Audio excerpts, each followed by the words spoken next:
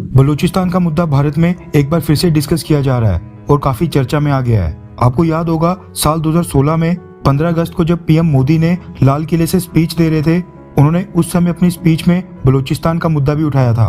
उसके बाद से भारत में एक डिबेट शुरू हो गई थी जिसमें ये बहस की जाती थी कि जिस तरह से पाकिस्तान भारत के कश्मीर में दखल देता है, सेपरेटिस्ट एलिमेंट्स को बढ़ावा देता है, बार बार इंटरनेशनल मंचों के ऊपर कश्मीर मुद्दा उठाता है, भारत को भी सेम उसी तरह से बलूचिस्तान के मुद्दे को इंटरनेशनल लेवल पर उठाना चाहिए। कई लोग ऐसा करने के पक्ष में इसलिए नहीं है क्योंकि बलूचिस्तान कश्मीर की तरह भारत और पाकिस्तान के बीच का डिस्प्यूटेड रीजन नहीं है और न ही बलूचिस्तान के साथ हमारी कोई इंटरनेशनल बाउंड्री लगती है। इसलिए ऐसे लोगों का कहना है कि हमें बलूचिस्तान में दखल नहीं देनी चाहिए। क्या करना सही होगा, क्या गलत, ये तो खैर बड़ी लंबी डिबेट का विषय है। लेकिन जब से साल 2016 में पीएम नरेंद्र मोदी ने अपनी स्पीच में बलूचिस्तान का नाम लिया था, उस दिन के बाद से ही बलूचिस्तान के लोग जो पाकिस्तान से आजादी चाहते हैं वो भारत से मदद की गुहार लगाते रहते हैं। उनको उम्मीद रहती है कि मोदी सरकार उनका ये मुद्दा इंटरनेशनल मंचों के ऊपर उठाएगी। इस समय भी पाकिस्तान के बलूचिस्तान रीजन में आजादी को लेकर संघर्ष पिछले कई दशकों से लगातार जारी है। पाकिस्तान ने बलूचिस्तान के लोगों की आवाज दबाने की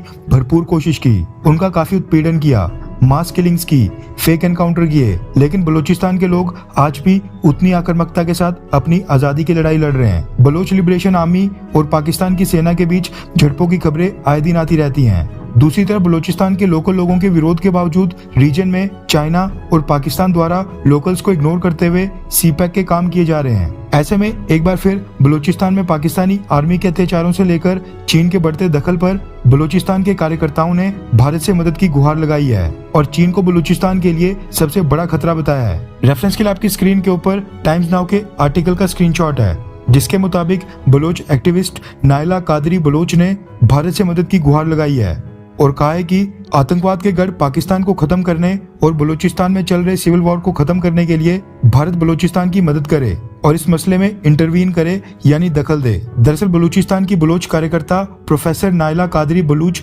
भारत आई हैं और भारत का दौरा करके हाल ही में बनी बलूचिस्तान की गवर्नमेंट इन एग्जाइल सरकार के लिए समर्थन जुटा रही हैं। भारत से समर्थन मांगते हुए उन्होंने बलूच लोगों के फ्रीडम स्ट्रगल को भी हाईलाइट किया और भारत को बताया कि बलूच लोगों को पाकिस्तानी आर्मी की कितनी प्रताड़ना सहन करनी पड़ती है। उन्होंने अपने एक बयान में कहा, बलूचिस्तान में इस समय गृह युद्ध चल रहा है, आजादी के लिए संघर्ष जारी है, छोटी लड़कियां और लड़के वहां पर संघर्ष कर रहे हैं। पाकिस्तान को आतंकवाद का गढ़ कहा जाता है। मैं इस आतंकवाद के गढ़ को खत्म करने और बलूचिस्तान की स्वतंत्रता के लिए भारत सरकार से मदद चाहती हूँ। बलूचिस्तान के लिए चाइना पाकिस्तान इकोनॉमिक कॉरिडोर मौत की सजा है। ये एक इकोनॉमिक प्रोजेक्ट नहीं है बल्कि एक मिलिट्री प्रोजेक्ट है। उन्होंने कहा कि किसी भी देश को बलूचिस्तान के पोर्ट्स को बेचने का अधिकार बिल्कुल नहीं है, यानी पाकिस्तान को बलूचिस्तान के पोर्ट्स चाइना को बेचने का अधिकार बिल्कुल नहीं है। उन्होंने कहा कि पाकिस्तान की सरकार हमें चीनी और पाकिस्तानी कॉलोनीज के निर्माण के लिए हमारी पुश्तैनी जमीन से विस्थापित कर रहे हैं, यानी पाकिस्तान की सरकार बलूचिस्तान में चाइनीज कॉलोनीज बना रही है